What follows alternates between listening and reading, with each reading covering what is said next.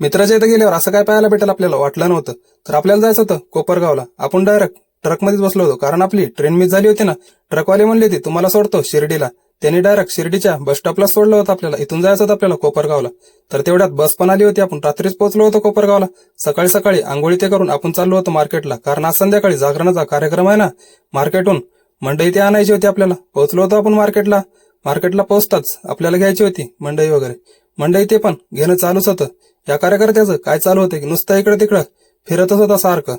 तेवढ्यात आपलं सामान पण घेऊन झालं होतं. पिशवीत भरून आपल्याला जायचं होतं आता घरी. पिशवीत वगैरे भरतात.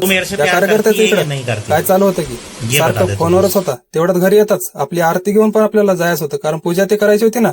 आरती ते घेऊन पूजा करायला आपण आलोच होतो. पूजा ते पण आपली चालूच होती. पूजा ते होताच या मावशीच्या अंगात तर डायरेक्ट देवीच आली होती. तेवढ्यात आपण दर्शन पण करून घेतलं. इकडे जागरणाचा कार्यक्रम पण चालू झाला होता. चला मग उद्या भेटूया.